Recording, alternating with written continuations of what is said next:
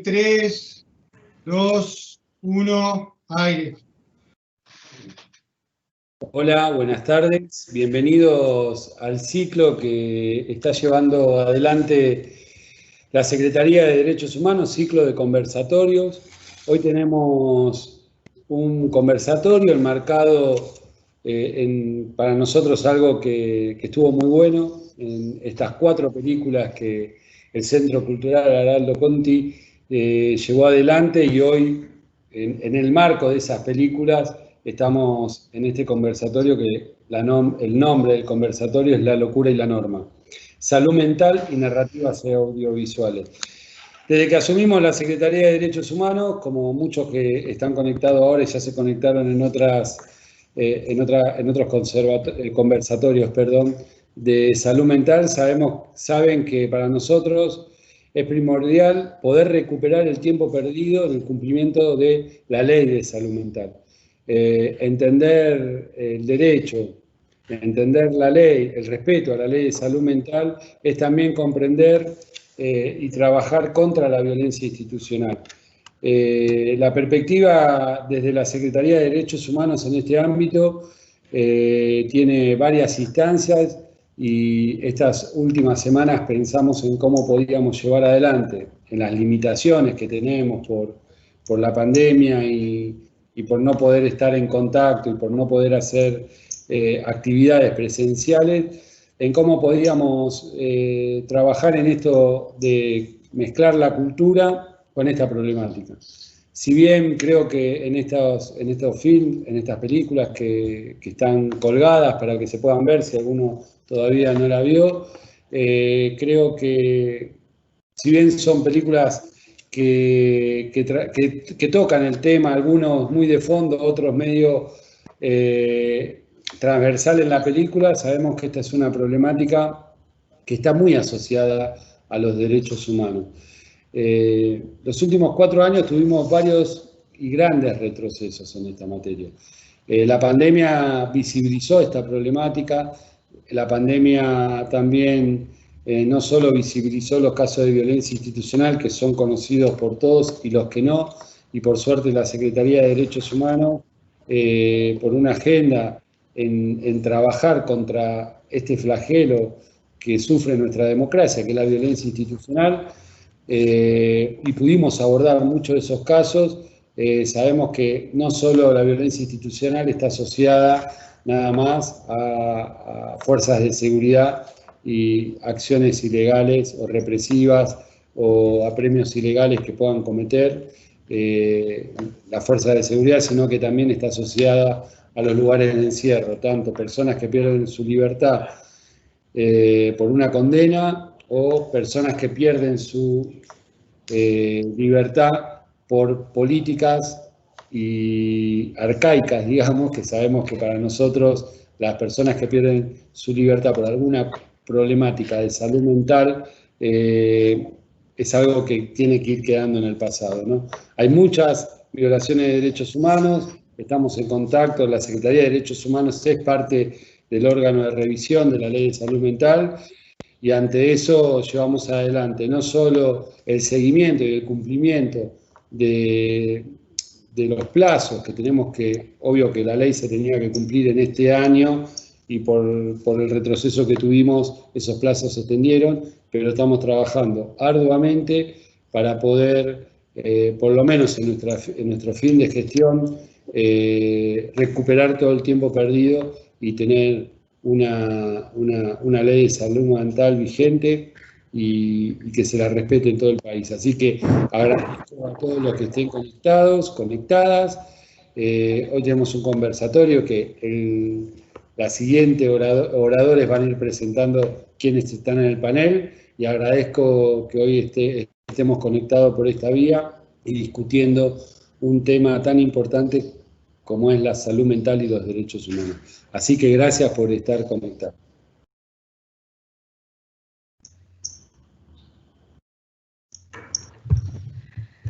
Hola, soy Lola Bertet, la directora del Centro Cultural de la Memoria Araldo Conti. Gracias, Horacio, por estar y por apoyar este tipo de ciclos que armamos en conjunto con el Conti, con el área de cine del Conti y con acá el compañero Leo Gorba, que es el Director Nacional de Protección de Derechos de Grupos de Situación en Vulnerabilidad de la Secretaría de Derechos Humanos.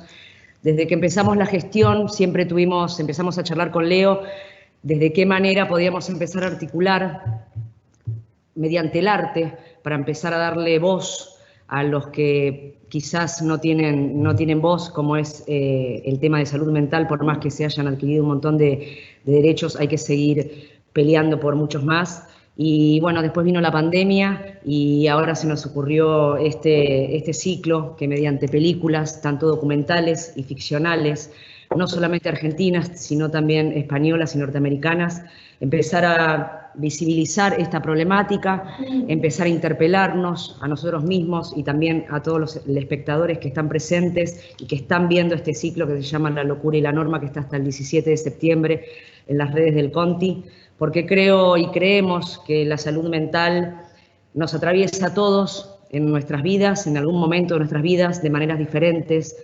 Depende también de la comunidad en donde nos insertemos, tenemos las posibilidades de apoyo o no, y eso es un tema de estudio para adquirir más derechos. Y nos pareció muy bueno la idea de ampliar un poco más allá de lo nacional para vernos frente al mundo, para saber cómo estamos también parados y transmitir esta información a los espectadores. Así que también agradecida a todo el área de cine del Conti y a toda la gente que está presente en este conversatorio, que nos va a permitir darnos la oportunidad de seguir profundizando en estos temas y que el arte pueda visibilizar este tipo de problemáticas sociales. Es una herramienta muy importante que desde el Conti la vamos a utilizar siempre, porque para eso está también el arte con todos sus ejes, para, vuelvo a repetir, darle voz a los que no tienen voz. Así que le doy la palabra a Leo, a nuestro compañero, para empezar este conversatorio, y otra vez muchísimas gracias a todos por estar presentes. Bueno, gracias Lola, gracias Horacio. La verdad que es un gusto compartir este espacio. La Ley de Salud Mental Argentina tiene una particularidad que siempre es bueno recordar, y es que fue construida fundamentalmente con el empuje de los organismos de derechos humanos y de esta Secretaría. Entonces no es casual que un ciclo como este y una Secretaría como esta lleve adelante en conjunto con el Ministerio de Salud, por supuesto, y con otras áreas del Estado Nacional, la política que la ley nos marca, que en definitiva es una política de transformación del sistema para ponerla en el lugar que tiene que tener un sistema de salud mental, que es el respeto de los derechos humanos. Es cierto que estos últimos años, lamentablemente, no se avanzó, hubo retroceso, faltó decisión política.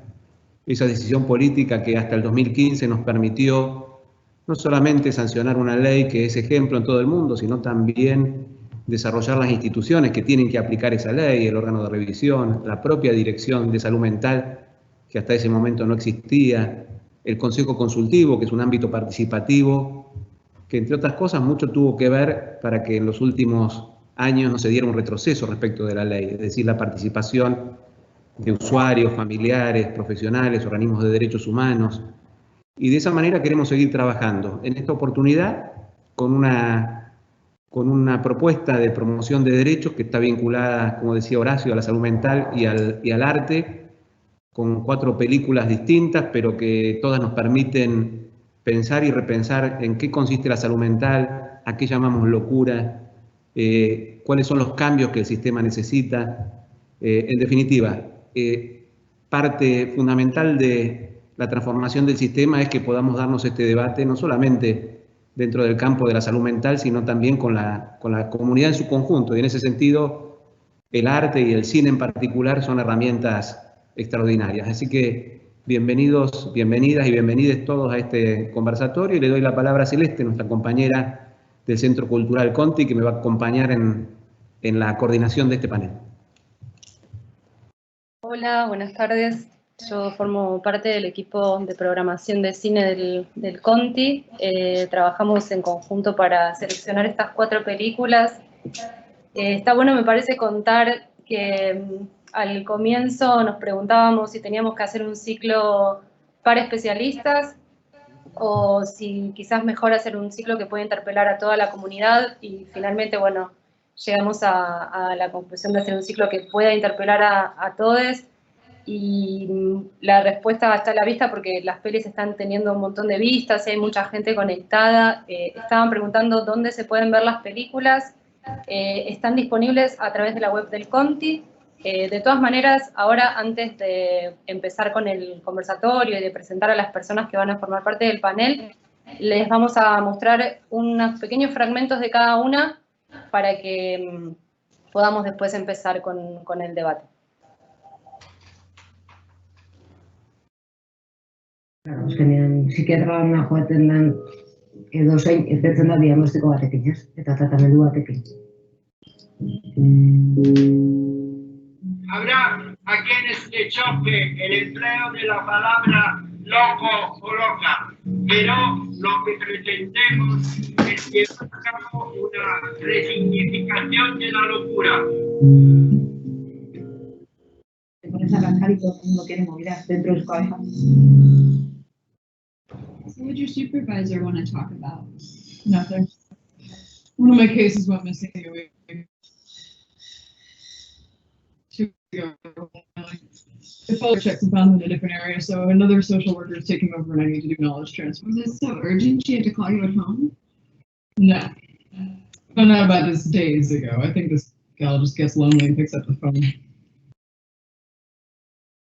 Really a sweet kid. Family piece of work, though. I hope this new caseworker is good. Ritmos 1880, 1890, donde se funda la institucionalización de la psiquiatría, creándose los grandes manicomios, con el objetivo de cuidar al resto de la población del loco, el cual era considerado un ser peligroso, lo cual había que encerrar. Creo que está en la convicción de uno que uno puede salir, y hay un mundo de posibilidades afuera que todos tenemos dones y talento y todos tenemos la posibilidad de atrapar lo inalcanzable.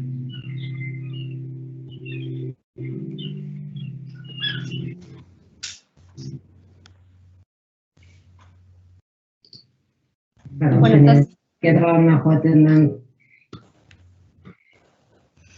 Bueno, estas son las imágenes de las 4 películas que forman parte del ciclo: El vecino del PH, Sauriac, Los juegos internos y Fortín. Leo, no sé si querés empezar con las presentaciones. Nos acaba de avisar Ángel que se desconectó porque hubo un corte de electricidad en su zona. Va a estar tratando de unirse, bueno, si es que vuelve la luz. Sí, si no ya me lo imagino Ángel corriendo a la casa de algún vecino, no tan vecino, porque si es un corte en la zona. Igual lo presento, Ángel, porque bueno, aunque ojalá que pueda estar, que se pueda unir, pero si no se puede unir, vale igual presentar a Ángel Barraco, que es corredactor de la Ley 448 de Salud Mental de Ciudad de Buenos Aires, que es una ley que ha sido pionera y que ha sido antecedente de la Ley Nacional de Salud Mental. Y además Ángel, bueno, es un referente de la salud mental y los derechos humanos, yo diría que de todo el país, que nos ha ayudado muchísimo en toda esta construcción. Ojalá pueda volver. Y bueno, Alexandra Coan. Hola Alexandra, ¿cómo andás? Espero que no se te corte la luz. No, esperemos. Hola, ¿qué tal? Gracias.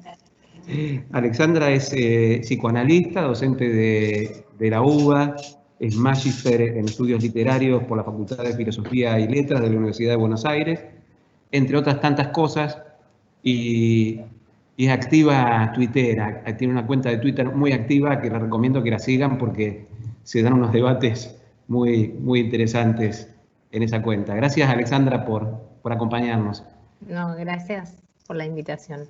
Gracias. Celeste. Bueno, y dentro del panel también están Laura y Jorge, Laura Lago, coordinadora del taller El Cisne del Arte, y Jorge Deodato, que es uno de los protagonistas de la película Los Juegos Internos. Han trabajado juntos con otros usuarios de servicios de salud mental para hacer esta película. Y Anne Millet, que es trabajador social. y que estudia específicamente la vinculación entre salud mental y sexismo. No tenemos representantes de la peli Zauriak, que es una peli vasca. Por diferencias horarias hubiera estado bueno que también estén, pero bueno, están para poder completar un poco la mirada sobre esa película. Así que bueno, para allá si quieren ir arrancando, queríamos retomar el título que le pusimos a este ciclo, La locura y la norma. Creemos que todas las películas, de alguna manera, directa o indirectamente, lo que hacen es tratar de mover un poco la aguja de qué es lo que consideramos locura, lo que consideramos normal o patológico. Digamos que se puede cruzar esta frontera en distintos momentos de la vida, según el dispositivo con los que las personas se encuentran, según los momentos históricos. Está bueno El vecino del PH, que bueno, ojalá Ángel se pueda conectar. Si bien es una película que parte de un caso que reviste bastante seriedad, parte de un caso de una externación de una persona que vuelve a la comunidad y que por diversos problemas con sus vecinos y muy poca contención en ese proceso, tiene que volver a la institución. La película, de una manera muy sutil e interesante, lo que hace todo el tiempo es mechar mucha data sobre información de cuántos psicofármacos se consumen en la sociedad, ¿no? De las personas consideradas normales. En ese sentido está muy bueno, ojalá que Ángel se pueda conectar para charlar un poco de eso. Pero vamos a pasar a la segunda peli. Nosotras pensamos un recorrido posible para estas películas. La primera, El vecino del PH, además lo que hace es trazar un recorrido de lo que es la salud mental, o sea, lo que fue el derrotero de la salud mental en Argentina hasta esta ley de hace 10 años. Entonces, por eso nos parecía que era muy potente verla primero. Y la segunda película que proponemos mirar es esta peli vasca, Zauriak, que se centra específicamente en historias de mujeres lesbianas y trans, no solo atravesadas por la cuestión de género, sino también lo que vienen ellas a plantear es cierta estructura capacitista que deja por fuera a muchísimas personas. Y en este sentido proponen repensar el concepto mismo de padecimiento, e incluso también el de diagnóstico. Y también, quizás de una manera no del todo profunda, pero sí se desliza la patologización de las personas trans, y en ese sentido queríamos darle la palabra a Anne para que nos cuente un poco de la peli y de estas categorías. Gracias, Celes. Buenas tardes. Gracias por la invitación. Como decía Celes recién, yo soy Amilet, soy trabajador social, soy un flamante egresado de la Residencia Interdisciplinaria de Salud Mental del Hospital Bonaparte, apasionado por la salud mental y por una perspectiva interdisciplinaria, integral, ¿no?, de la salud. Y pensaba un poco, cuando miraba la peli, a mí Zauriak, que es una peli que me gusta mucho, que de todos modos le encuentro cosas mejorables, como todo en el mundo, y me pasaba un poco lo que decía Celes recién cuando miraba la peli de que me llamaba mucho la atención, ¿no?, que es algo que me llama mucho la atención aún ahora. ¿Cómo puede ser que algo que en nuestro país es inadmisible, hemos logrado ilegalizar, de hecho, que es el hecho de construir un diagnóstico basado únicamente en la identidad de género de una persona? En otros países, en muchísimos otros países, es un requisito para acceder a la salud, ¿no? O sea, es algo que nosotros como sociedad, vuelto letra en la ley de salud mental, reconocemos como una aberración, que es basar un diagnóstico únicamente en la identidad o orientación sexual de una persona. En otros países hay un intercambio, a mi gusto, macabro, entre el sistema de salud y los usuarios en la exigencia de esta autopatologización para el acceso a los tratamientos, ¿no? En la peli, acá pido disculpas si es que hay gente que todavía no la vio, pero en la peli aparece una chica trans que cuenta un poco, ¿no? Que ella, bueno, en un momento se identifica como trans, gracias a que un amigo de ella se había identificado como un pibe trans, y ella decide que tiene ganas de empezar a usar hormonas, y el momento en el que se acerca a un sistema de salud para empezar a hormonarse, le dicen que, bueno, que tiene que conseguir un diagnóstico psiquiátrico para solicitar las hormonas, ¿no? Acá, un paréntesis que a mí siempre me parece interesante remarcar, que es cuántas personas cis, cuántas mujeres cis conocemos usan anticonceptivos todos los días, por ejemplo, ¿no? Y a cuántas de ellas les pidieron que haya un diagnóstico psiquiátrico para que accedan a esas hormonas cotidianas. O sea, como acá se nota la marca del cisexismo, ¿no? Quienes tienen habilitado el uso casi libre de hormonas y quienes tenemos el uso restringido, ¿no? Y esta chica relata en la peli que ella había tenido suerte porque había demorado solo un año en conseguir el diagnóstico psiquiátrico para poder acceder a las hormonas. A mí me pasa que cada vez que cuento que esto sigue sucediendo en muchísimos países del mundo, la gente se sorprende, no lo puede creer, piensa que como decía hoy Horacio más temprano, es arcaico, o sea, como es, casi nos roza lo irrisorio, lo ridículo. Y es algo que en nuestro país, la ley de salud mental, que me parecía fundamental traer en el conversatorio de hoy, ha logrado ilegalizar, ¿no? En el artículo 3, la ley de salud mental dice exactamente eso, que no podemos generar ningún diagnóstico en base a la identidad de género de unas personas. Y ahí me parecía como súper llamativo, ¿no? Como el campo de la salud mental, que es un campo fundamental en la genealogía de la patologización de las identidades trans y en el sostenimiento de la patologización actual, ya no en nuestro país, pero sí en el resto del mundo, logra en esta salud mental situada acá, Argentina, 2010, 26657, logra hacer un movimiento fundamental, a su vez, para la despatologización de las identidades trans.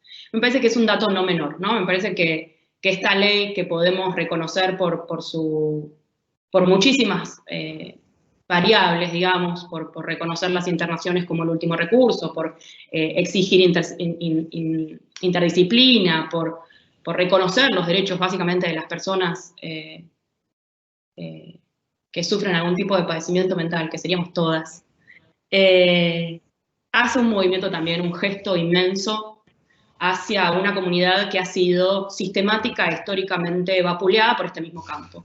Y me parecía, cuando veía la peli, me parecía que bueno, que sí íbamos a hablar de salud mental y si íbamos a pensar la marca esta que dice Celes entre la locura y la norma, cómo esa aguja se puede mover, los diagnósticos también se pueden mover, la exigencia del diagnóstico también se puede mover, y necesitamos, a mí me enorgullece, ¿no? Que tengamos una ley que haya condensado un deseo de una sociedad más justa, ¿no? En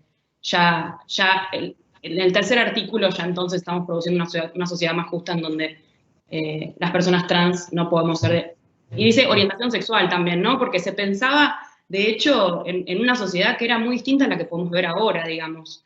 Las personas lesbianas, gays, bisexuales, trans, no pueden ser diagnosticadas. Por eso tenemos que seguir reconociendo ese paso inmenso y también recordar que esta ley, así como decían Horacio y Leo más temprano, es una ley instituyente. De acá hacia adelante, ¿no? De acá es desde donde partimos para producir esta salud mental más justa.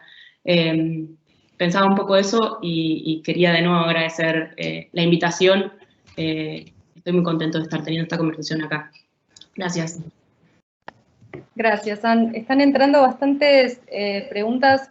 Quizás al final podemos tener un ratito para hacer una vuelta y responderlas. Hay algunas dudas sobre el concepto de capacitismo. Lo tiro por ahora y después por ahí retomamos, así por ahí vamos avanzando con las pelis y todos y todas hablamos un poquito. Alexandra la convocamos para hablar de la única ficción que seleccionamos para este ciclo. Es una película que a nosotras nos pareció una gran película, es una peli de cine independiente estadounidense y nos gusta porque tiene una mirada bastante despojada sobre el problema. Su director en la presentación que hizo para el Centro Cultural decía especialmente que había tratado de alejarse del diagnóstico, como que él no quería saber qué era lo que le pasaba a su personaje, porque justamente lo que quería retratar era una historia de amistad y de pérdida, y también tratar de poner en pantalla esa sensación que muchas veces tenemos en la vida real, de no comprender qué es lo que está pasando adentro de la cabeza de la persona querida, ¿no? De la persona que tenemos alrededor que está con algún padecimiento. Así que bueno, Alexandra, te doy la palabra. Bueno, muchas gracias. Gracias a la Secretaría de Derechos Humanos por la invitación. También estoy muy contenta de estar acá. Me encantaría que fuera presencial y estar en el Conti, al que quiero mucho. Efectivamente, como dice Celeste, es una película que a mí misma me suscitó esa pregunta, que es ¿por qué está esta película acá en este ciclo? La película es muy, muy preciosa. Es una ficción y en todo caso, sí, la reseña que hice la hice pensando en la amistad y en lo que fue la historia de esa amistad, pero después entonces, pensando en el conversatorio, dije, bueno, ¿qué puedo decir de esa película en términos de salud mental, en términos de locura y norma? Y entonces pensé, y después lo escuché al director en ese video que filmó para el conversatorio y que también escuché, esto que vos señalás, Celeste, y que a mí me parece que es fundamental, que es que la película no diagnostica, no patologiza, pero no solo eso, sino que además, como vos decís, despoja cualquier posibilidad de que el espectador esté intentando entender qué es lo que pasa ahí. Me parece que en todo caso la cuestión que es menos estridente y que a mí me interesa leer en la película en términos de, yo diría, la pregunta que hice es ¿dónde estaría la locura en esa película? ¿No? Dado que, como decían, la locura nos atraviesa a todos. Bueno, ella decía, no sé quién decía algo de la... no, él mismo dijo enfermedad mental en lugar de salud mental en el video. Y eso también lo pensé como, ¿por qué dice enfermedad mental si es salud mental?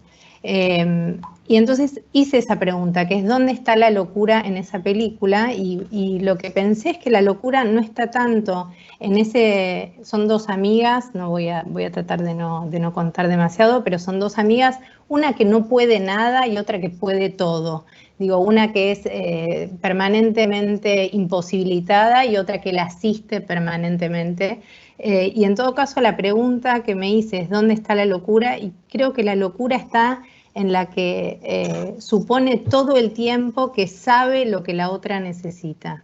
Me parece que en esa especie de atribución permanente de una personalidad está la locura, que hay una locura puesta ahí y que es mucho menos estridente que otras locuras, ¿no? Que es suponer que uno sabe todo el tiempo lo que le pasa al otro y asistirlo en ese lugar y esperar que el otro responda a esa identidad, diría, que está hecha de una imposibilidad al mismo tiempo, porque lo que sucede a lo largo de toda la película, más allá del desenlace, que no vamos a hablar de eso, es que ellas son idénticas a sí mismas durante toda la película, pero no solo idénticas a sí mismas, sino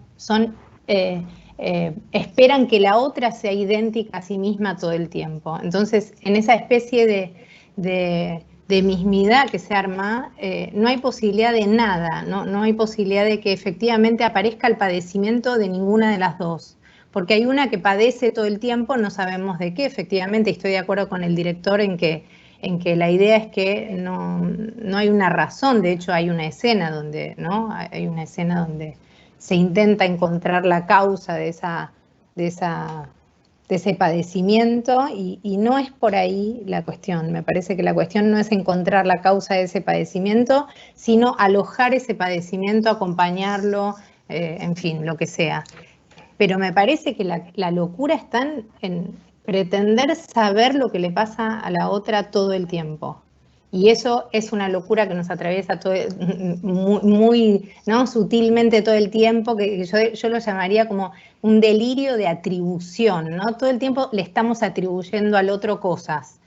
Eso para mí es una locura, y es una locura que a mí me interesa interrogar y que en todo caso no, me interesa que no se instale, porque no deja de ser violento, digo, ¿no? Estar todo el tiempo atribuyéndole cosas al otro, atribuyéndole una personalidad, atribuyéndole lo que sea, un cuerpo, lo que sea, ¿no? El diagnóstico finalmente es una atribución de ser muchas veces, ¿no? Es eso, es una atribución de ser, y me parece que no deja de ser violento. Entonces, en esa relación, en esa amistad, también hay el ejercicio de un poder, diría yo, también en esa asistencia permanente a una que no puede nunca nada, ¿no?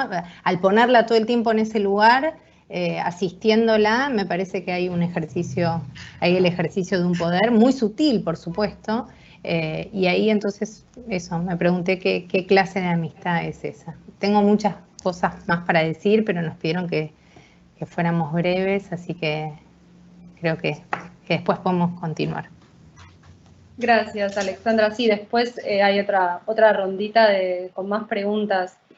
Quizás para completar lo que decías, elegimos esta película también para dar cuenta de que la locura también es tu amiga, también sos vos, también son las personas que te rodean, ¿no? Al comienzo, en el pequeño tráiler, en la peli El vecino del PH, cuando contaban por qué habían surgido los manicomios, se decía, bueno, es para proteger a la sociedad del loco, de la persona peligrosa, entonces esta persona está allá, ¿no? Y bueno, corrida de cualquier tipo de interacción. Y nada, la peli nos parece que nos traía, nos trajo imágenes como muy, muy cotidianas, y también como poder, como decía Anne, ¿no? Estamos todos atravesados en algún momento de nuestras vidas por cuestiones de ese tipo. Bueno, seguimos con Laura y Jorge. Los Fuegos Internos es un documental, nos parece súper valioso porque es un documental hecho por usuarios de servicios de salud mental. Recién una persona preguntaba en el chat cuál es la diferencia entre un loco y un usuario de un servicio de salud mental. Bueno, en realidad serían, o sea, las personas que están en contacto, por ahí lo pueden explicar ustedes mejor, ¿no? Pero las personas que están institucionalizadas de alguna manera, por eso son usuarios de estos servicios. Las personas que aparecen en este documental, una es Jorge, que nos acompaña hoy, eran usuarias del Hospital Melchor Romero y a su vez participantes del Cisne del Arte. Así que bueno, si nos quieren contar un poco del proceso, y una pregunta específica que teníamos es cómo eligieron qué escenas recrear. La peli recrea muchas escenas que entendemos que son situaciones reales que han vivido, y nos preguntábamos cómo habían decidido, ¿no? Qué elegir y qué recrear en esa peli. Así que les doy la palabra. Bueno, muchas gracias por las palabras. Muchas gracias por todo lo que se fue tejiendo en el conversatorio. Quiero agradecer a las organizaciones que nos invitaron y que armaron este ciclo, que más allá de que estemos invitados a ser parte, reconoce la cuestión de la salud mental como una cuestión humana, no de diagnóstico, no exclusivamente de malestar, y lo pone a discusión a través de objetos artísticos, sean documentales, como es el caso de 3, o de ficción, como 14. Son objetos artísticos que nos permiten ir y venir y entretejer ahí las palabras, y también vaciarlas de sentido y rearmarlas con sentidos mejores hasta que nos sirvan y tengamos que volver a armarlas. Esto lo digo así un poco, tal vez traído de los pelos, pero me toca esta situación del usuario de mencionarnos como usuarios, porque ha sido toda una pregunta dentro del colectivo del Cisne del Arte, que aprovecho para decir que es un dispositivo de arte y salud mental que pertenece a un hospital, al Hospital Público Dr. Alejandro Korn, un psiquiátrico, pero que a su vez desde su inicio se planteó de manera comunitaria. Es un anfibio, podríamos decir, y es uno de muchos dispositivos que funcionan a lo largo del país. Así que también está buenísimo poder hablar desde uno de esos dispositivos aquí. La palabra usuario fue también pensada, como nos mencionamos, y bueno, hay discusión adentro de este colectivo. A mí me gusta tomarla como alguien que hace un uso de algo. La tomo más en ese sentido. Y bueno, este dispositivo es el marco en donde hicimos esta película. Nosotros somos un dispositivo de arte, teníamos una relación previa con los participantes, que eran, bueno, pacientes del hospital, voluntarios de distintas disciplinas, y yo que soy la coordinadora, y surge la idea de hacer este documental porque una persona que estaba en tratamiento sabía filmar y le proponen hacer algo con eso, y nos lo traen a nosotros. Lo que nosotros hacemos es preguntarnos si hay condiciones materiales y subjetivas para hacerlo, y si queremos jugar a hacer eso, digamos, ¿no? Si tenemos las ganas, si nos desafía eso, para hacer un objeto de este tipo, que no era nuestra primer incursión en lo audiovisual. Así que fue sobre todo un desafío, pasamos por muchas etapas. Jorge me va a ayudar a hablar un poquito de eso, de lo que quiera contar, él como protagonista. Y lo que yo quiero rescatar, porque tal vez sirve después para enlazarnos con los demás en la conversación, es que nuestra propuesta no fue hacer un documental sobre los otros, sino que junto a esos otros hagamos entre todos un documental.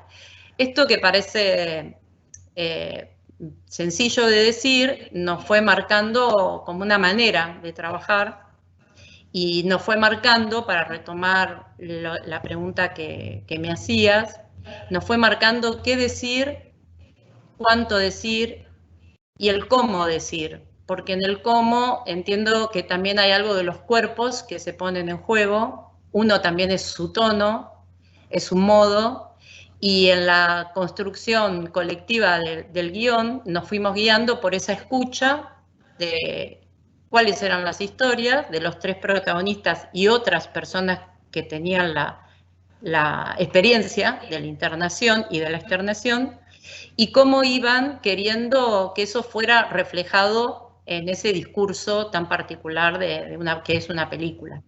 Entonces fue simplemente dejarnos guiar en esa escucha, donde nosotras no tenemos la experiencia de la internación, pero donde también entre todos fuimos aprendiendo las herramientas, los procedimientos más específicos del cine, que también nos modelaron a la hora de, bueno, cómo presentamos esto ante un hipotético público.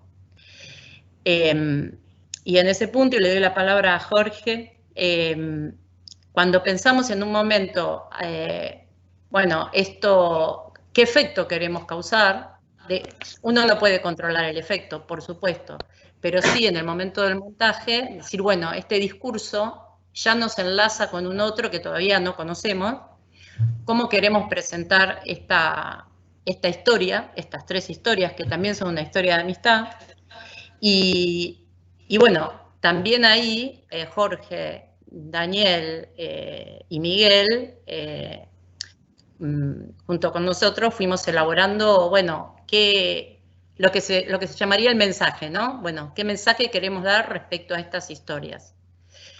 Bueno, el mensaje es la película, no voy a decir más que eso, pero bueno, me parece que puedo pasarte la palabra, Jorge, sí, y sí, me ayudas a completar, ¿o no?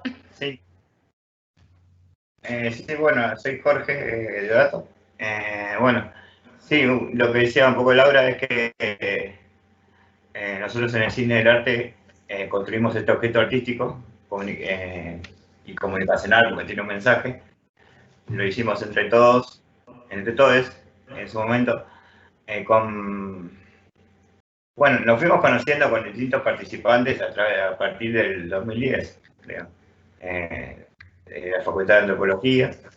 Y bueno, sí, me parece muy interesante el tema de poder tener una libre expresión, como hablan todas las películas, y de conocer estas otras películas también que acabo de ver, y a estas personas que muestran y que liberan y dan un mensaje a la comunidad, a la sociedad, que quizás no lo entienda. Bueno, se ve que se está trabajando mucho para que entiendan estas cosas. Es decir, entiendan, o sea, no me salían las palabras, no sé, pero bueno, que se concientice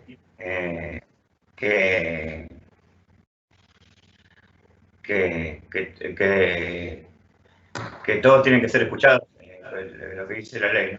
Y bueno, nosotros en el Cine del Arte tenemos un programa de radio llamado Razonamiento Desencadenado, que es coordinado también por distintos participantes y estudiantes que vienen la última estudiante que estuvo fue Sol, coordinando el taller. Y bueno, yo lo veo como del lado de poder expresar a partir de la comunicación, hacer un trabajo sobre eso. Y bueno, sobre la película en sí, estábamos dotados de muchísima información y la trasladamos y a las escenas. Y bueno, lo que se me ocurre ahora es que trasladamos todo ese momento que vivimos ahí en el encierro de ese hospital, yo como cuarto participante, todo lo que se padecía en ese momento dentro del hospital. ¿Y me escuchan? Sí. Perdón. Lo que se padecía en ese hospital y cómo todo fue renovándose a raíz de poder tener la libertad de expresar lo que sentía cada uno en el hospital, y en el documental se ve reflejado bastante bien, si lo ven, los tres personajes y hasta un cuarto tuvo la posibilidad de contar su historia dentro del hospital, sus historias fusionadas, todas esas pequeñas cosas que uno ve en el hospital, tener un contraste con lo que es el encierro, por ejemplo, de mi videodanza donde estoy trabajando, que coordinado con todos mis amigos que ayudaron a hacer esa escena, ¿no? Y que seguramente me dijeron que están prendidos ahí viéndonos. Sí, y de poder tener la libertad de expresar cada uno las escenas y de tener una voz y representar, y también las pequeñas cosas que se vieron en el documental, son libres expresiones y como individuales en el sentido de que yo quiero contar lo que viví, con una ambición terrible de querer contar lo que viví, lo malo, lo feo, por un entusiasmo bárbaro de poder tener la posibilidad de poder filmar una película y trasladar ese dolor que yo hablaba a través en el ciclo de Zoom en México, esa representación del dolor, trasladarla en diversas matices que pueda tener el hospital en su vivencia, que solo se recuerdan una vez que estás afuera, obviamente, y que se hace arduo o tumbero si te quedas adentro, o sea, es es indispensable salir del hospital. Por eso valoro mucho esta política del órgano de revisión que está haciendo la gente, porque creo que es fundamental que una vez saliendo del hospital se pueden lograr muchas cosas y sostenerse. Bueno, les agradezco. No sé, ¿me quieren preguntar algo? Gracias, Jorge. Recién acaba de conectarse Ángel, vamos a darle un ratito, un respiro para que llegue y se conecte. Así que, Leo, si querés seguir con la otra vueltita de preguntas y le damos a Ángel un segundito para... Está conectado hace unos minutos. ¿Cómo vas, Ángel? ¿Tenés aire? ¿Fuiste corriendo a la casa de tu hija o estás en tu casa? Sí, estoy a 4 cuadras, por suerte, y la posibilidad de disponer de su lugar. Así que denme un poquito de respiro y vamos para la segunda ronda. ¿Cómo no? Le damos un ratito. Bueno, vamos a Anne. Me gustaría, Anne, acá había una pregunta que llegó del público que creo que la contestaste por el chat, o alguien la contestó acerca del capacitismo, aclarar un poco qué es el capacitismo. También hay otra pregunta en relación a la patologización de las personas asexuales, y otra pregunta que ya es mía. Vamos a ver si podés sintetizar 3 preguntas, que me parece que atraviesa toda la película Sauría, que además les recomiendo a la gente. Después, Celeste, explicamos bien dónde pueden entrar para ver las películas, porque hay mucha gente que preguntó eso. Y además, ustedes pueden encontrar en la página del Conti los comentarios que hicieron distintas personas sobre cada una de las películas. En el caso de Sauría, Laura Sobredo, que es la directora del Centro Ulloa, hace un comentario muy interesante. Y ahí va mi pregunta también, Anne, que es si pensás que en nuestra sociedad el hecho de ser mujer te pone más cerca de que te diagnostiquen como loca, digamos, o si hay una relación precisamente entre la socialización de las mujeres.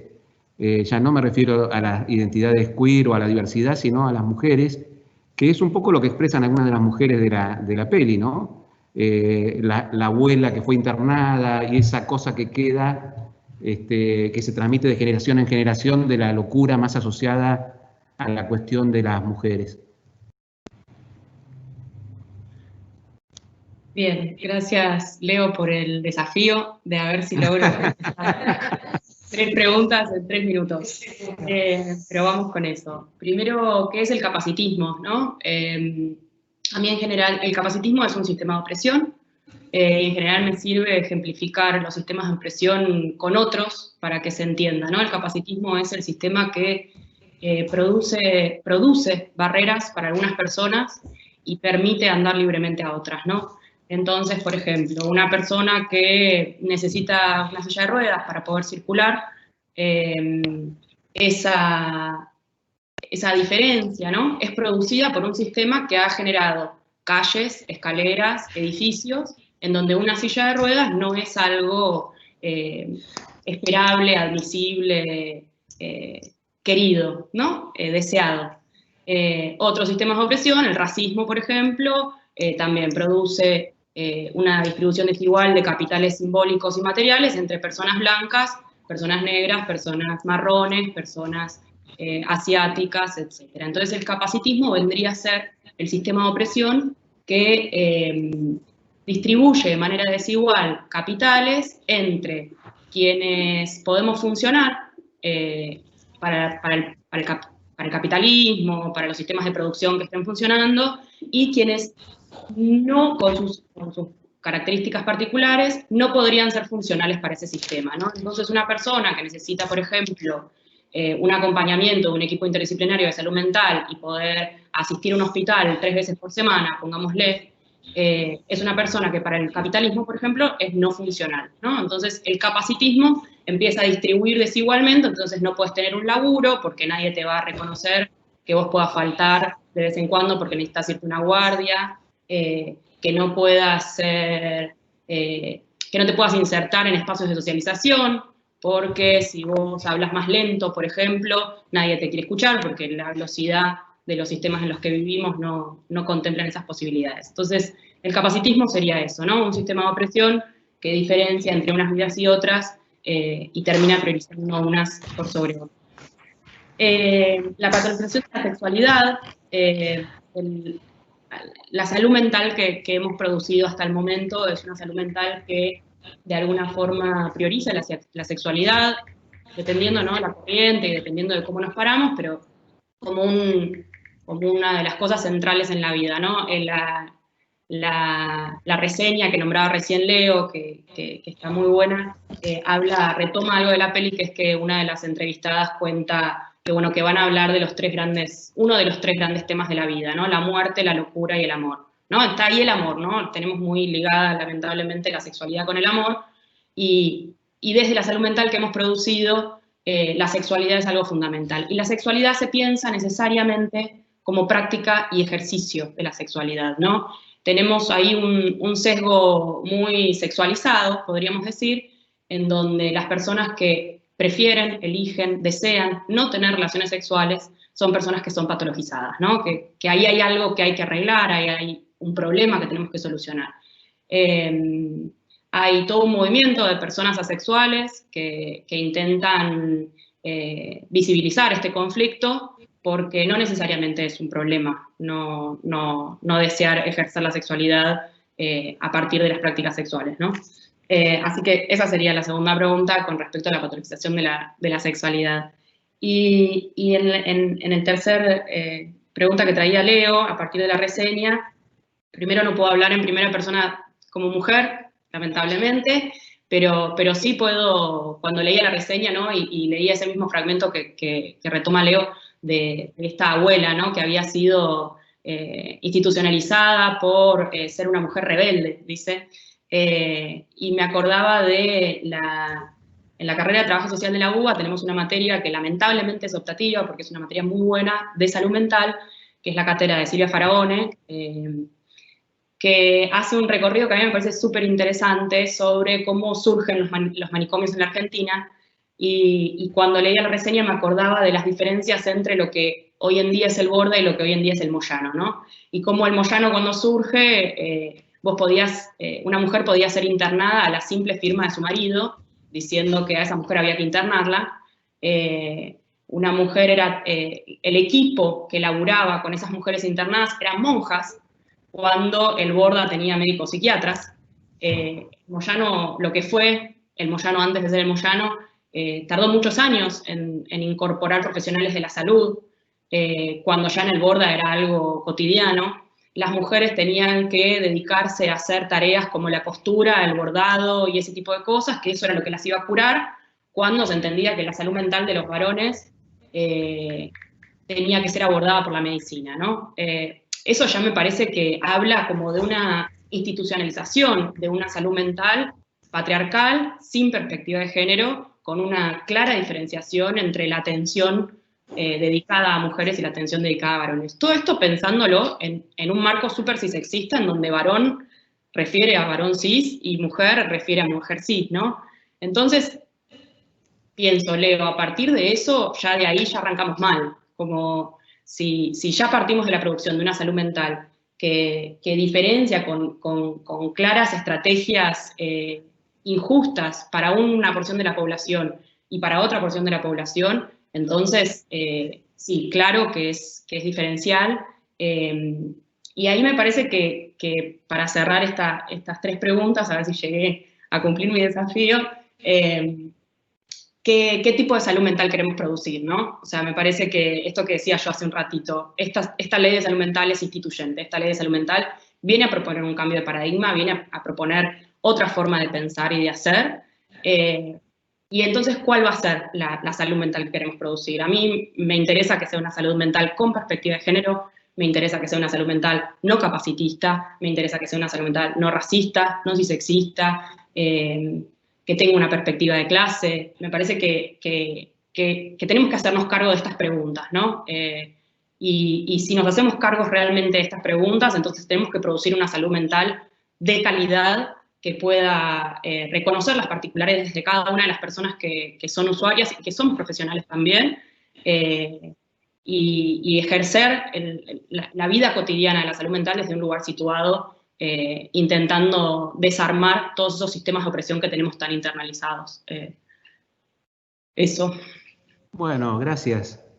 Te voy a dar por cumplido el desafío. Hasta ahí, porque el tiempo, pero vale. Alexandra, tengo muchas preguntas, pero voy a seleccionar algunas. En el caso de Alexandra, ella misma hizo el comentario que está escrito y colgado en la página sobre la película que se llama 14. Porque preguntó ahí a una persona de qué película estaba hablando Alexandra, es 14. El título de este comentario es Políticas de la Amistad, ¿no?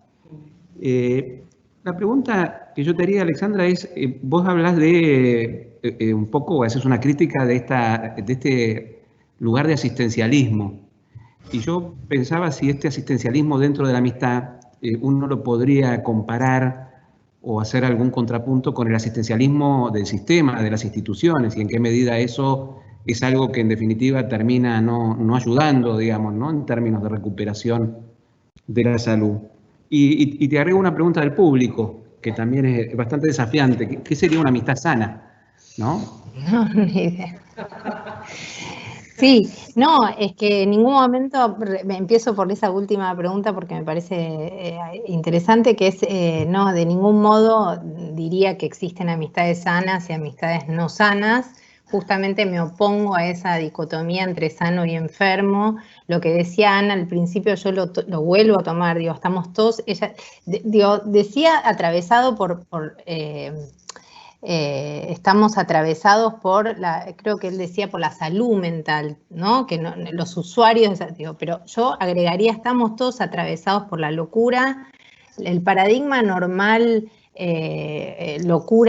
norma es un paradigma que ya sabemos cómo está armado, digamos, no. Entonces, de ningún modo yo podría decir que hay amistades sanas y amistades enfermas, del mismo modo tampoco diría que hay relaciones amorosas, sanas o enfermas. Me resisto a eso, me resisto a todo el paradigma, justamente, me resisto a la medicalización de la vida y me resisto al paradigma patologizador que divide las cosas entre sanas y enfermas. Así que lo que sí considero es que hay distintas clases de amistad, y esa pregunta yo me la hice con la película, que es qué clase de amistad es esta, ¿no? Que donde alguien, como vos decías, sale a asistir, yo diría incluso antes de que se le pida ayuda, ¿no?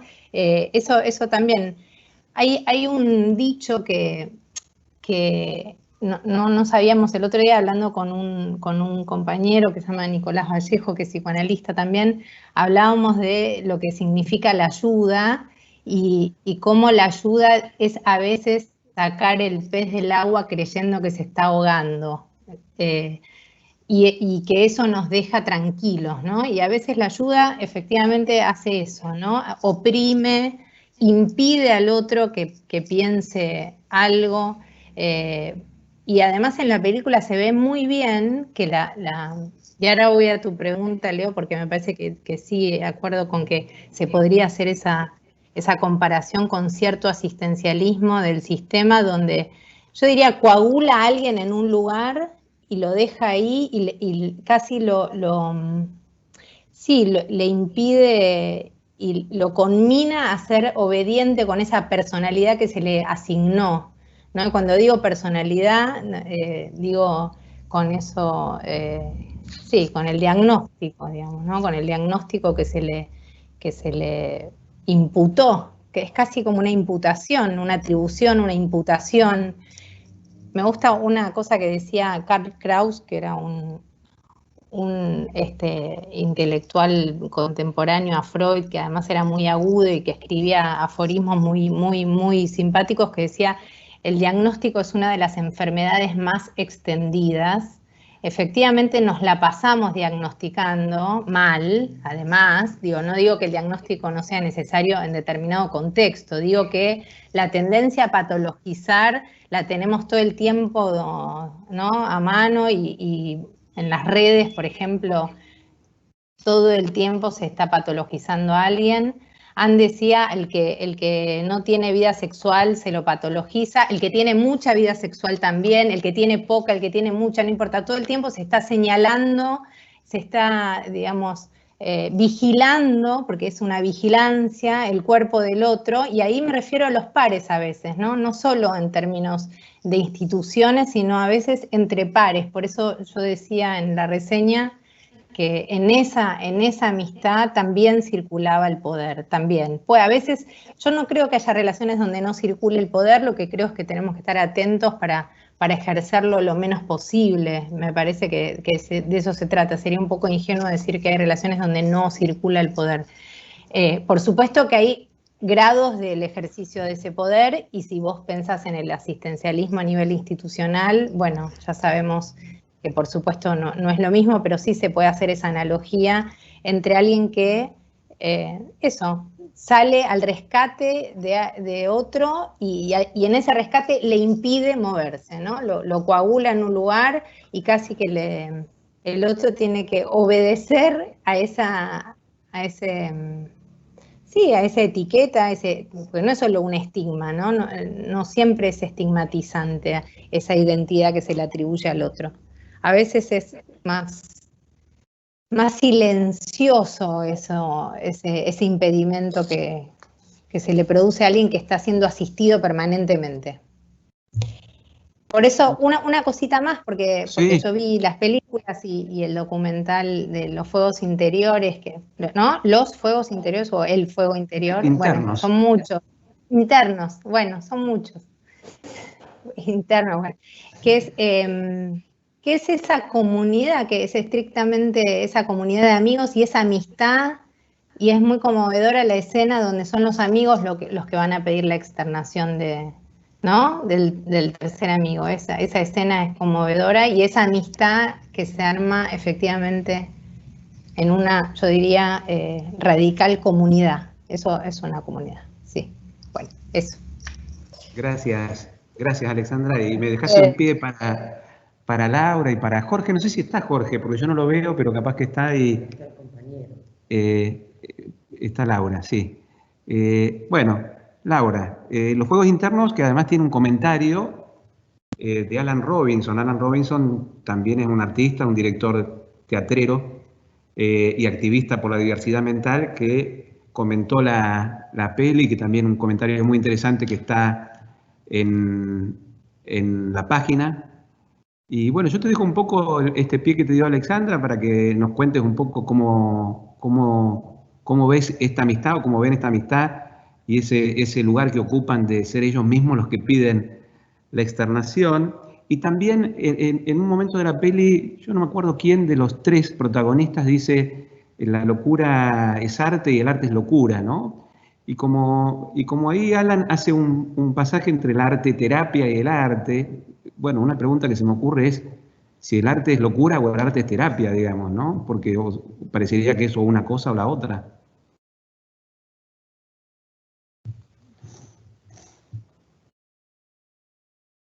Estás muteada.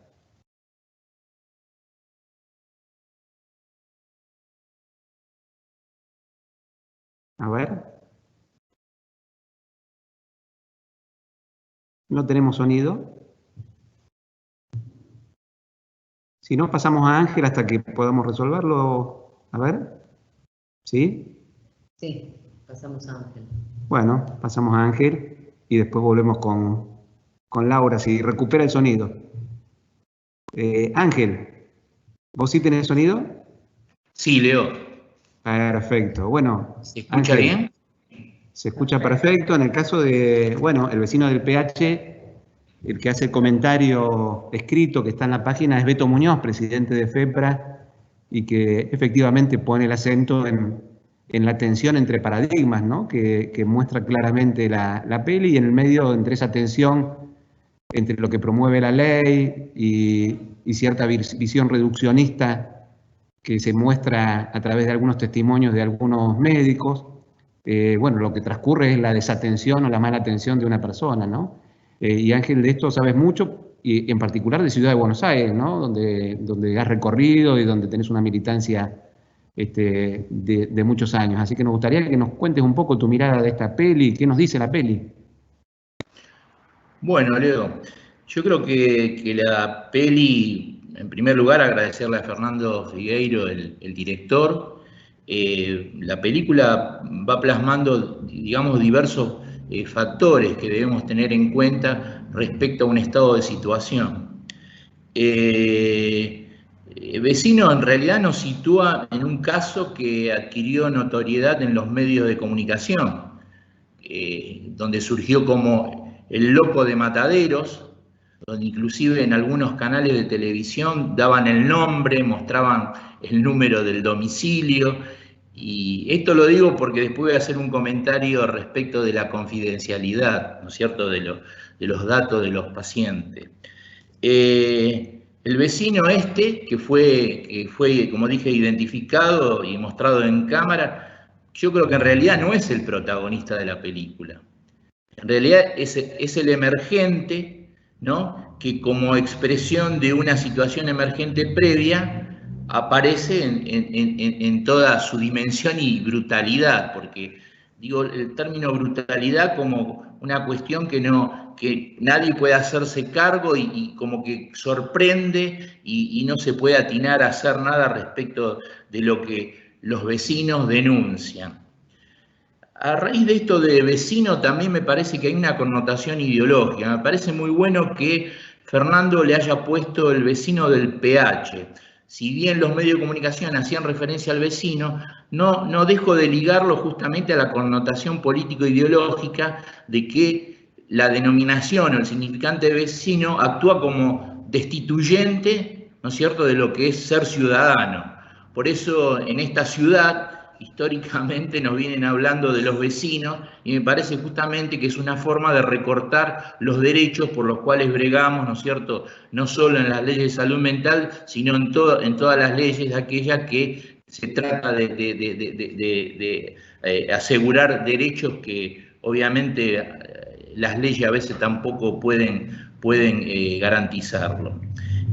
Bueno, la película alterna experiencias históricas, es muy interesante desde esa perspectiva, con los testimonios de quienes se sienten afectados, de quienes también se sienten víctimas, ¿no es cierto?, de una situación que ellos dicen, yo compré un departamento y acá me encuentro con esta situación de violencia.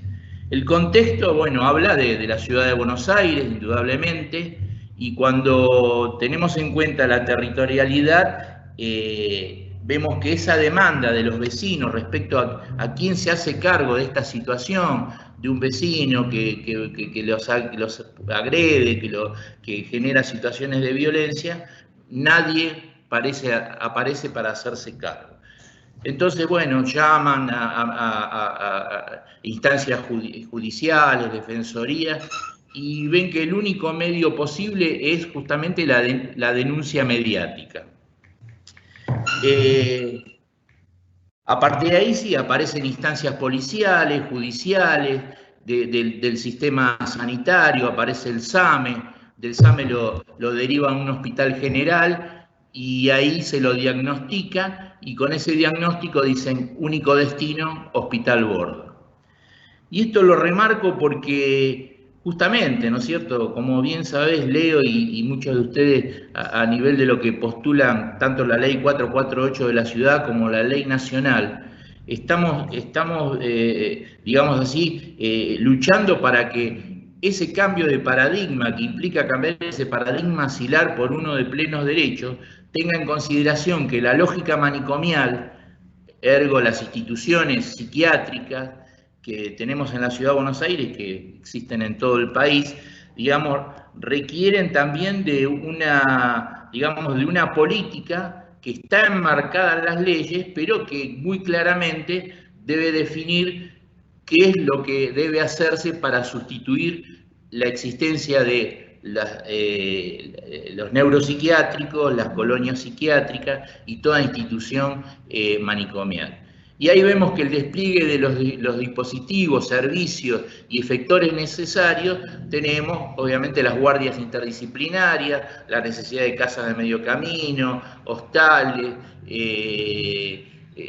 pero a nivel de lo que implica la inserción de una política de salud mental dentro de un sistema sanitario que está dominado y es obviamente biomédico, esto implica que la creación de estos dispositivos, que serían estas casas de medio camino, también hace muy necesario que sustituir el monovalente es justamente generar camas de internaciones breves en hospitales generales. Entonces vemos cómo acá este caso de haber existido en el Santoyani, ¿no es cierto?, la posibilidad de un servicio de salud mental con camas de internaciones controladas, obviamente la situación podría haber cambiado. Esto también de alguna manera implica, bueno, que hace falta también en estos hospitales generales guardias interdisciplinarias. En este marco tenemos que hace 20 años sancionamos la ley 448 y llegamos a 20 años y no se pudo avanzar.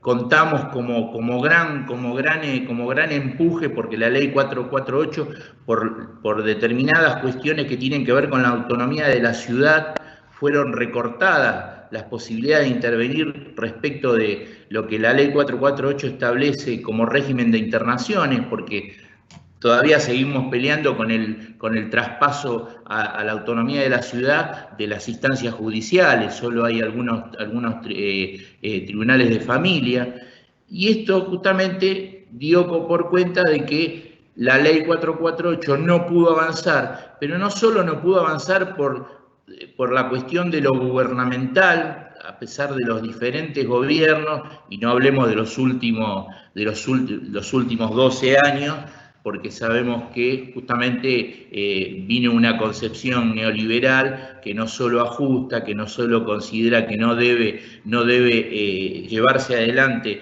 una transformación, sino que tiene digamos así, una asociación que es mucho más grave respecto del incumplimiento de la ley 448 y del incumplimiento de la Ley Nacional de Salud Mental. Y esto es el factor corporativo.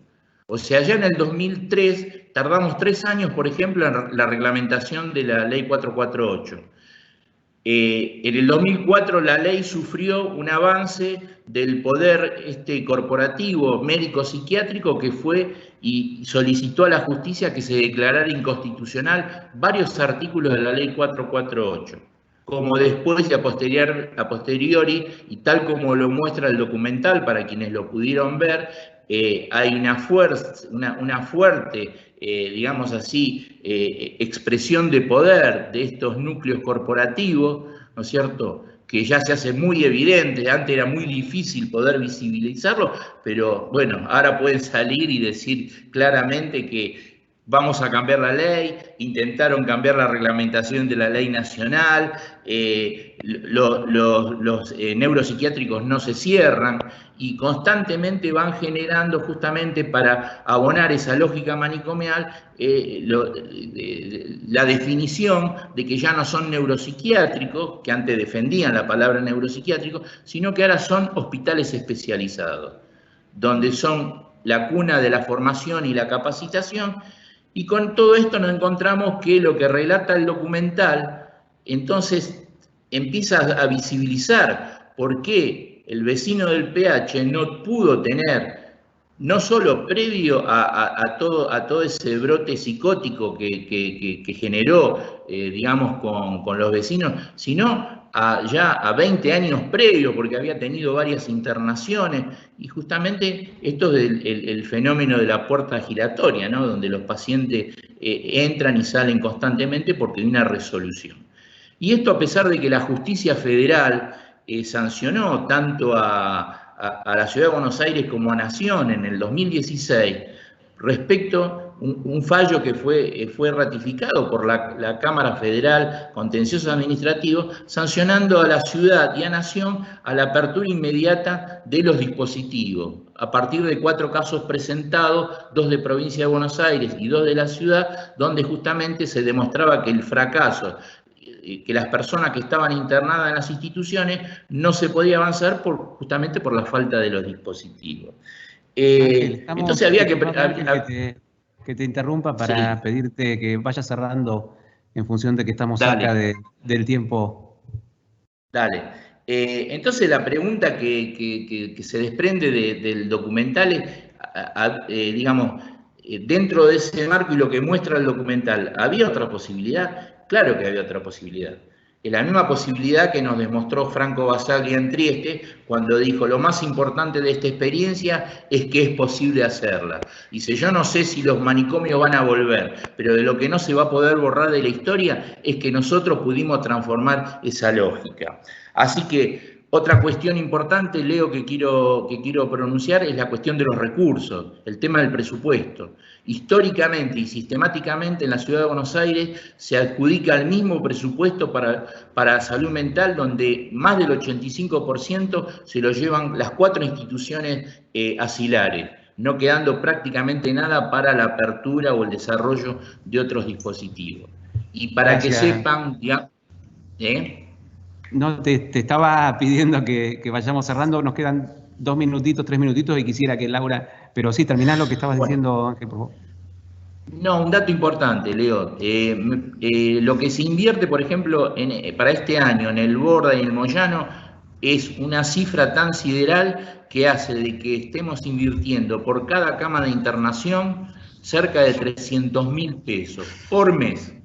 Si tomáramos justamente el caso del documental y los otros tantos casos que sabemos que existen, con la tercera parte de ese dinero daríamos una solución total a todas las necesidades y quedaría presupuesto para hacer tantas otras cosas. Pero bueno, la lógica manicomial, que está defendida por justamente estos sectores corporativos que defienden sus intereses, más que los intereses de la comunidad, hace de que sea imposible, ¿no es cierto?, avanzar con la implementación de ambas leyes. El Estado está ausente en la Ciudad de Buenos Aires. Gracias Ángel, muchas gracias. Laura, bueno, no sé si ya tenés sonido y te pido ahora sí 2 minutitos como para cerrar, porque ya estamos cerca de las 19:30 y la idea es poder terminar el conversatorio a esa hora. Laura, el platillo ya estaba claro. Muchas gracias. ¿Me escuchan, verdad? Sí. Buenísimo. Bueno, respecto a la amistad, voy a tratar de ser bien sintética. La escena que está planteada fue escrita, guionada por ellos 3. Cuando hicimos el guión y ellos contaron esa escena, la reconstruyeron de manera documental en el guión, y en los distintos momentos de preguntar y de rearmar el guión, de afinarlo, de pulirlo, la escena había sucedido de esa manera, muy idénticamente a esa manera. Y el psicólogo también recordaba ese diálogo. Por supuesto que en el montaje queda como una escena como, bueno, muy particular, donde no se sabe bien cómo fue todo el trámite, ese hablar con los distintos dispositivos, con los distintos espacios de tratamiento institucional, formal. Todo eso se llevó adelante. Pero ellos le dieron un valor a que alguien escuchó lo que ellos tenían para decir de su propio compañero. Y el psicólogo supo hacer con eso a través de esa escucha. Entonces, más allá de que tenía que estar en el guión porque era la perla que ellos rescataban de ese collar que lo llevó a poder externarse también, nosotros aprendimos también haciendo el documental a ver dónde son los puntos donde una persona, todos, encontramos que hemos tenido un lugar para el otro y que ese lugar de cierto vacío, retomando lo que se decía respecto a las nominaciones, en ese vacío cada uno puede hacer algo. Y bueno, esa escena es como paradigmática para nosotros, es una de mis preferidas, se puede decir. Y luego todas las escenas fueron trabajadas primero en el guión, y por ahí con esto termino y damos lugar a la conversación con los demás. Y digamos, no hay nada ahí que no haya sido pasado por la construcción ficcional de las trayectorias de cada uno de ellos. A su vez, el trabajo de los protagonistas es para mí muy admirable porque también como actores dejaron caer algunas maneras que estaban planteadas en el guión porque tuvimos una producción pequeña, de bajo presupuesto, y entonces hubo que buscar otras maneras de contar lo mismo. Y supieron encontrar nuevas imágenes para contar eso mismo. No es el caso de la reunión con el psicólogo, donde van a pedir por la externación de uno, pero bueno, no importa. Bueno, no sé si respondo a lo que me habían preguntado, pero... Gracias, Laura. Bueno, vamos llegando al final. La verdad que me encantó este conversatorio, me encantó el ciclo que armamos con el Conti. Ojalá que los que no vieron las pelis, bueno, y haber participado de este conversatorio los anime a aprenderse, a disfrutar de estas películas. Y bueno, Lola, te dejo para que saludes. Bueno, muchísimas gracias a todos. La verdad que estamos muy, muy contentos porque hicimos un camino muy en conjunto para llegar a este ciclo, y en el medio de este conversatorio nos pareció muy necesario para profundizar y para que también los que nos están oyendo puedan saber un montón de cosas más y estén más informados sobre todo el tema de salud mental. Y esto empezó y llegó para quedarse, así que cuando terminemos con esta pandemia, que ojalá sea pronto, nos podamos ver presencialmente haciendo y articulando el arte y en este caso la salud, y a partir de, como dije antes, desde el arte poder mostrar absolutamente todas las problemáticas sociales y darle voz a los que no tienen voz. Un conversatorio que la verdad en lo personal se disfrutó mucho, y por los comentarios que hemos recibido en el chat, la verdad que todo el mundo está muy contento y agradece a todos por tanta pasión que han puesto en sus discursos, en sus pensamientos y en su análisis. Así que muchísimas gracias a todos por estar y esperamos volvernos a ver presencialmente para poder seguir con este tipo de articulación y de profundización. Muchísimas gracias a todos. Gracias. Gracias, Celeste, también. Una cosita Celes, para ¿querés decir cerrar. algo? Sí, les quiero contar que Dan Salite, el director de Fortín, estuvo conectado mirando el conversatorio. Esperemos que hayan entendido algo de todo. Le agradecemos un montón por habernos dado la peli, habernos cedido muy generosamente también los derechos como todos, y que las pelis están disponibles en la web del Conti. Es muy sencillo, entran a la web, van a ver que hay un banner que dice La locura y la norma, y ahí van siguiendo los pasos y llegan a los links para ver las películas. Así que muchas gracias a todos por haber estado. Gracias, Celes, por el trabajo. Gracias. Y gracias a Gracias. todos. Gracias. Gracias.